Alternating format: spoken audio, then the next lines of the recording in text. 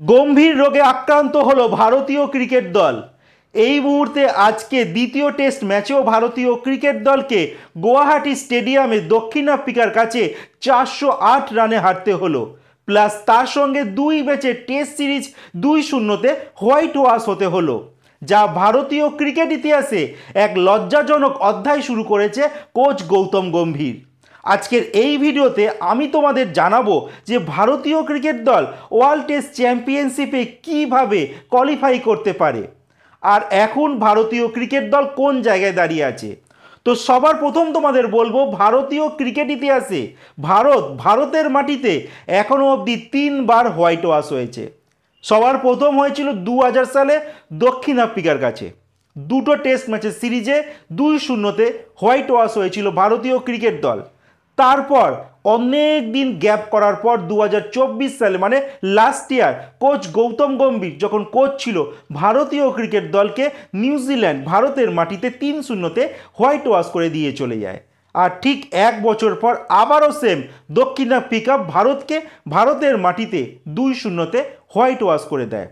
এবার দক্ষিণ আফ্রিকার যদি কথা বলি, তারা 2000 সালের পর থেকে শুরু করে আজ 2025 মানে 25 বছর পর তারা ভারতের মাটিতে হারালো।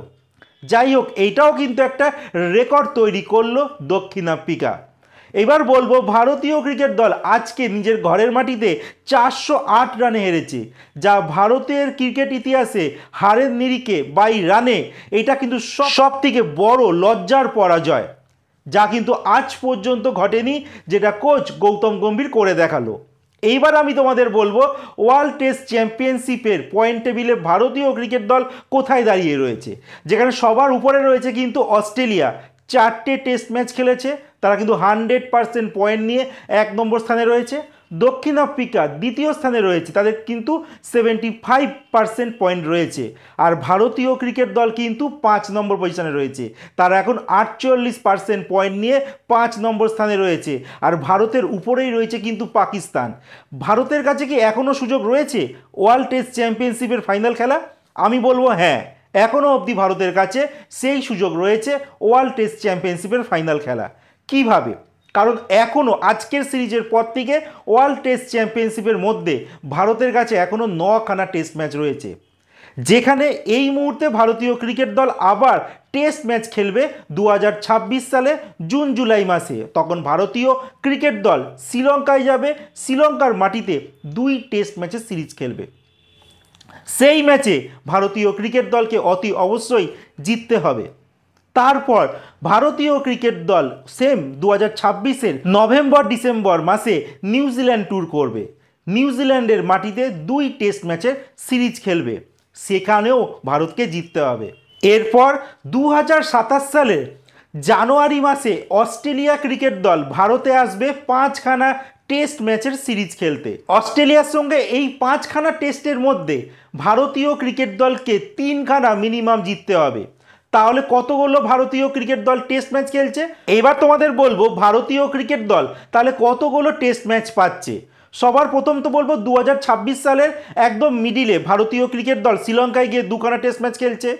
তারপর ভারতীয় ক্রিকেট দল নিউজিল্যান্ড যাবে, নিউজিল্যান্ডের মাটিতে 2খানা টেস্ট খেলবে, মানে 2 আর 2 4 হয়ে গেল। তারপর অস্ট্রেলিয়া 2027-এর একদম শুরুতে মানে জানুয়ারি মাসে ভারতে আসবে 5খানা টেস্ট ম্যাচ খেলতে, মানে 4 আর 5 9খানা টেস্ট ম্যাচ। আর সেখান থেকে ভারতকে জিততে হবে 7খানা। 7-এর বেশি যদি জিততে না পারে তাহলে কিন্তু কোনো সম্ভাবনা নেই ভারতীয় ক্রিকেট দলের ওয়ার্ল্ড টেস্ট চ্যাম্পিয়নশিপের ফাইনাল খেলা। তো এই তো রয়েছে সিনারিও, কিন্তু ভারতীয় ক্রিকেট দলের এই মুহূর্তে কোচ রয়েছে কোচ গৌতম গম্ভীর, যার উপর কিন্তু একদমই ভরসা করা যায় না।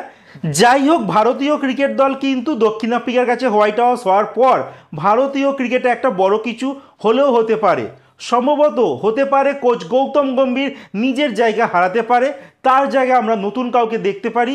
এছাড়া ভারতীয় ক্রিকেট দলেও অনেক কিছু পরিবর্তন আসতে পারে। এই মুহূর্তে ভারতীয় টেস্ট ক্রিকেট দলে যে সমস্ত খেলোয়াড় খেলছে তাদের ব্যাটসম্যানদের যদি কথা বলি, তাদের কারোর 50-এর উপরে কিন্তু গড় অ্যাভারেজ নেই।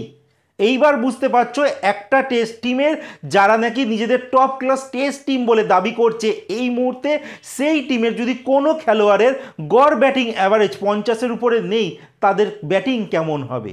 সেখানে সব থেকে বড় উদাহরণ KL রাহুল, প্রায় 50-এর উপর টেস্ট ম্যাচ খেলেছে, যার ব্যাটিং অ্যাভারেজ কিন্তু 35, যা এক লজ্জাজনক।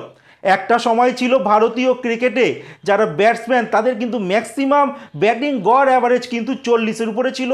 সচিন তেন্ডুলকর, রাহুল দ্রাবিড় তাদের তো 50-এর উপরে হয়েছিল।